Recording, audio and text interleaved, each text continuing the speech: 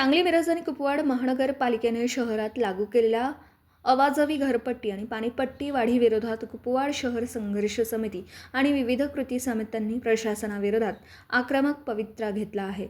महापालिकेने सर्वसामान्य नागरिकांवर लादलेले ही अन्यायकारक कर वाढ त्वरित मागे घ्यावी या मागणीसाठी समितीच्या वतीने बेमुदत आमरण उपोषण आणि बोंबाबोंब आंदोलन सुरू करण्यात आलं आहे. भरमसाठ कर वाढीला विरोध. महापालिकेने घरपट्टी आणि पाणीपट्टीच्या दरांमध्ये कोणतीही पारदर्शकता न ठेवता मोठी वाढ केल्यामुळे नागरिकांवर प्रचंड आर्थिक बोजा पडत असल्याचा आरोप संघर्ष समितीने केला आहे.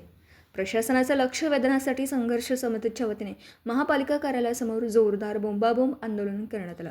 अन्यायकारक कर बिले तात्काळ रद्द करण्यात यावी ही मागणी करण्यात आली आहे.